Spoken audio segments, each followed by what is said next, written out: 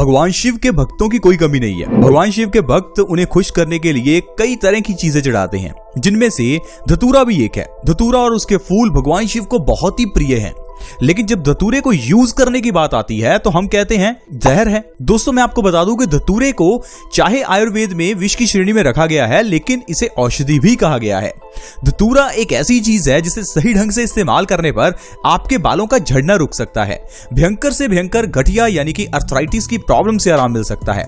Asthma की problem आप धतूरे से ठीक कर सकते हैं।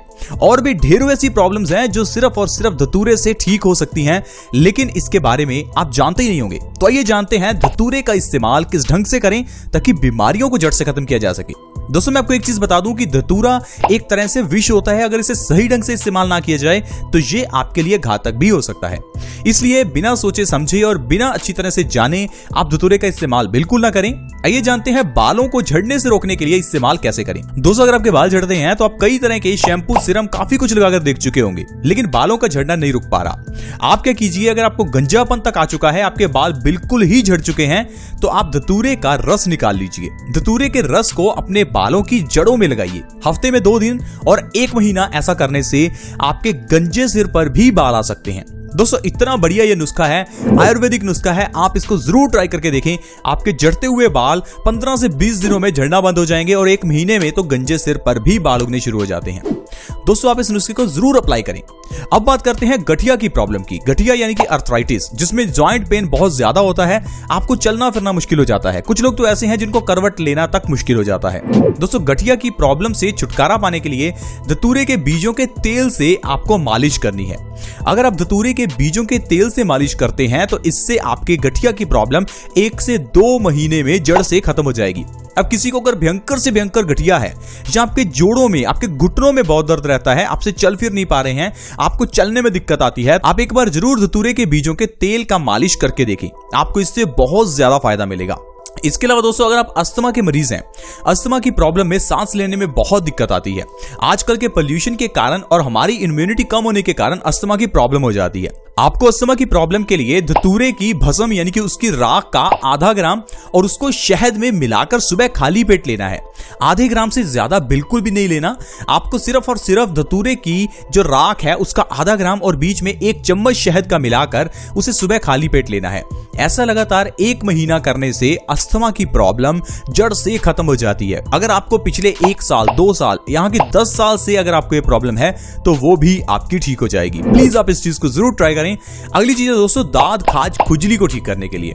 कभी भी अगर आपकी स्किन के ऊपर दाद, खाज, खुजली जैसी कोई भी प्रॉब्लम हो तो धतूरे की पत्तियों का रस निकालकर उसे अपनी स्किन पर लगाइए। यानी कि स्किन से जुड़ी हुई प्रॉब्लम्स के लिए धतूरा बहुत ही अच्छा है। धतूरे के अलावा भी दोस्तों ऐसी ढेरों चीजें हैं जो पूजा पाठ में इस्तेमाल होती हैं और वो सारी औषधि हैं, जैसे कि कनेर, इसके अलावा गेंदे के फूल। दोस्तों, ढेरों ऐसी चीजें हैं, लेकिन हम इन चीजों को समझ नहीं पाते, इसलिए हम धर्मों को अंधविश्वास समझते हैं। हम कहते हैं कि धतूरे को भगवान शिव को चढ़ाने से क्या होगा। दोस्तों, चीजों को, आयुर्वेद को धर्मों से जोड़ा गया ताकि इंसान आयुर्वेद का पालन कर सके, ये नहीं कि उसे अंधविश्वास कहे। अब जैसे कि अगर आपको सूजन की प्रॉब्लम है तो उसमें आप धतूरे का रस सूजन वाली जगह पर लगाइए, इससे आपकी सूजन बिल्कुल ठीक हो जाएगी।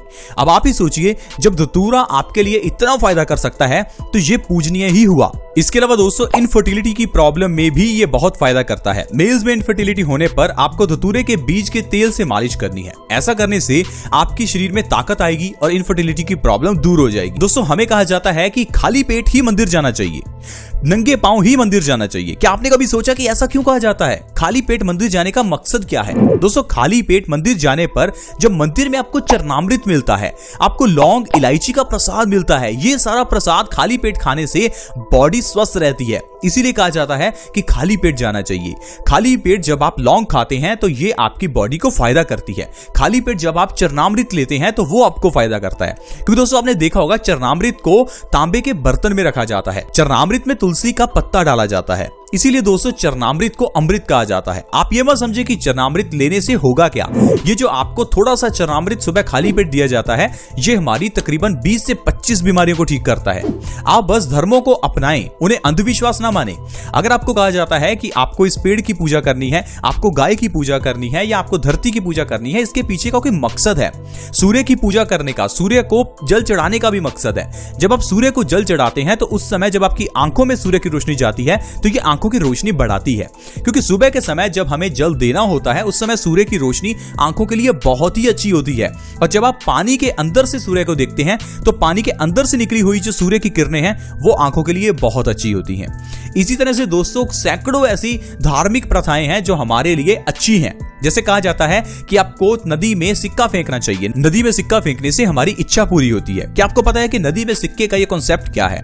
दरअसल दोस्तों पुराने जमाने में तांबे के सिक्के होते थे और तांबे के सिक्के को जब नदी में फेंका जाता था तो तांबे की दोस्तों ये प्रॉपर्टी है कि ये जो पानी है उसकी एक तो गुणवत्ता बढ़ा देता है, उसे साफ कर देता है और उसके अंदर कॉपर का कंटेंट बढ़ जाता है। और जब हम उस नदी के पानी को पीते हैं तो वो हमारी बॉडी को फायदा करता है। तो इसीलिए कहा जाता था कि आपको नदी में सिक्का फेंकना चाहिए। इसका मतलब ये नहीं था कि नदी में फेंकना एक अंधविश्वास है। आजकल हमने इन चीजों को अंधविश्वास समझ लिया, क्योंकि आजकल की जो पढ़ाई है वो हमारी टोटली पुराने जमाने की पढ़ाई से डिफरेंट है। पहले लोगों को आयुर्वेद पढ़ाया जाता था। आयुर्वेद पढ़ने से हर इंसान अपने आप में डॉक्टर बन जाता था। आज भी आयुर्वेद में लिखा है कि हर इंसान अपने आप में एक डॉक्टर है, लेकिन आजकल की जो मेडिकल साइंस है उसे तो कोई समझ ही नहीं सकता। आज की मेडिकल साइंस में बीमारियों के नाम इतने मुश्किल रखे जाते हैं ताकि इसे कोई समझ ना पाए। इसे सिर्फ वो समझ पाए जो डॉक्टरी की पढ़ाई करता है, ताकि डॉक्टर्स का बिजनेस चलता रहे। आज की जो दवाइयां हैं उनके नाम मुश्किल रखे जाते हैं। कुछ लोग कहते हैं कि आप आज की मेडिकल साइंस के खिलाफ क्यों हैं। दोस्तों आप ही मुझे बताइए, आजकल की जो दवाइयां हैं उनके नाम आसान क्यों नहीं रखे जाते? जो दवाइयों के अंदर के सॉल्ट्स हैं उनके नाम सिंपल क्यों नहीं रखे जाते? क्यों नहीं समझाना चाहते? क्योंकि अगर हर बंदा उस चीज को समझ गया तो डॉक्टर्स के पास कौन जाएगा, कौन इनकी दवाइयां लेगा? इसीलिए दोस्तों ये बिजनेस है, आप इस बिजनेस में मत फंसिए। आपको सिर्फ आयुर्वेद की ओर जाना है, क्योंकि आयुर्वेद में बीमारियों को 3 दोषों में रखा गया है, वात, पित्त और कफ। यानी कि आपको अगर 100 बीमारियां भी हैं तो वो 100 बीमारियां नहीं है, आपको सिर्फ 3 ही बीमारियां हैं। या तो आपको वात की प्रॉब्लम होगी, या पित्त की, या फिर कफ की। तो सोल्यूशन वात, पित्त और कफ का करना है, ना कि सोल्यूशन करना है 100 बीमारियों का। लेकिन आजकल एग्जैक्टली हो यही रहा है कि हम 100 बीमारियों का इलाज कर रहे हैं। कोई डायबिटीज का इलाज करवा रहा है, कोई थायराइड का, कोई बालों के झड़ने का, कोई पिंपल्स का, तो कोई दांतों के दर्द का। क्या आपको पता है कि अगर आपको थायराइड है या आपको डायबिटीज है तो इन दोनों बीमारियों के पीछे का कारण आपकी बॉडी में पित्त का बढ़ना है। लेकिन डॉक्टर आपको डायबिटीज के लिए दवाई अलग देगा, थायराइड के लिए दवाई अलग देगा। थायराइड में भी वो आपको कहेगा कि आपको हाइपोथायराइड है या आपको हाइपरथायराइड है। उसमें फिर वो आपको कहेगा कि आपको मोटापा आ चुका है, आप पतले हो चुके हैं, आपको इतना कुछ खाना है, आपको इस तरह के सप्लीमेंट्स लेने हैं, पता नहीं क्या कुछ बताएगा। लेकिन मैं आपको बता दूं कि थायराइड और डायबिटीज दोनों के पीछे का कारण है हमारी बॉडी का हार्मोनल इंबैलेंस। बॉडी का हार्मोनल इंबैलेंस तब होता है जब हमारी बॉडी में पित्त बढ़ जाता है। पित्त का मतलब है हमारी बॉडी में एसिड बढ़ जाता है। अगर आपकी बॉडी में एसिड की मात्रा ज्यादा है तो आपको जरूर डायबिटीज हो सकती है। इसलिए हमेशा ध्यान रखें कि ऐसी चीजें खाएं जिसमें एसिड की मात्रा कम हो। तो दोस्तों इस तरह से स्वस्थ रहना बहुत ही आसान है। हम आपको हमेशा यही कहते हैं कि हर इंसान अपने आप में डॉक्टर बन सकता है, हर इंसान स्वस्थ रह सकता है। बस आपको ये समझना होगा कि स्वस्थ कैसे रहें। अगर आज की मेडिकल साइंस के अकॉर्डिंगली चलेंगे फिर तो आपको डॉक्टर्स पर ही निर्भर रहना पड़ेगा। लेकिन पुराने जमाने में लोग डॉक्टर्स पर निर्भर नहीं थे। पुराने जमाने में लोग घर पर ही बीमारियों का इलाज करते थे। क्या आपको लगता है कि पुराने जमाने में सर्दी, खांसी, जुकाम होने पर लोग डॉक्टर के पास जाते थे? बिल्कुल भी नहीं। दोस्तों पुराने जमाने में घरों में अमरूद का, नीम का पेड़ लगा हुआ था, तुलसी लगी हुई थी, मरुआ लगा था। तुलसी के जरिए हर तरह का बुखार उतर जाता है। अगर आपको कोई भी बुखार हो, चाहे वो डेंगू का ही क्यों ना हो, आप तुलसी के पत्तों का रस निकालिए, हल्का सा गर्म कीजिए, उसमें थोड़ा शहद मिलाइए और आप उस मरीज को दिन में 3 टाइम दीजिए। आप देखिए उसका बुखार एकदम से उतर जाएगा। दोस्तों इस तरह से अगर आप नीम का इस्तेमाल करते हैं, नीम के पत्तों को खाली पेट खाते हैं तो पिंपल्स को ठीक किया जा सकता है। जरूरी नहीं कि आपको दवाइयां ही खानी है। आई होप फ्रेंड्स आप समझ पा रहे होंगे कि किस तरह से बीमारियां ठीक हो सकती हैं। आज की वीडियो में दोस्तों इतना ही। अगर आपको वीडियो अच्छी लगी हो तो इस वीडियो को लाइक करें, इस वीडियो को शेयर जरूर करें, क्योंकि आपकी शेयर से किसी दूसरे व्यक्ति की हेल्प हो सकती है। वीडियो को शेयर करना बहुत ही आसान है। वीडियो के नीचे एक शेयर का बटन है, उसे दबा दें और इस वीडियो को व्हाट्सएप, फेसबुक जहां शेयर कर सकते हैं प्लीज शेयर करें। अगर आप हमारे चैनल से जुड़ना चाहते हैं तो जुड़ना बिल्कुल फ्री है। इस वीडियो के नीचे आपको एक सब्सक्राइब का बटन दिखेगा, उसके ऊपर क्लिक कर दें और हमारे चैनल से जुड़ जाएं ताकि आपको हर नई वीडियो की नोटिफिकेशन सबसे पहले मिले। ऐसी वीडियोस के साथ फ्रेंड्स दोबारा मिलेंगे। धन्यवाद।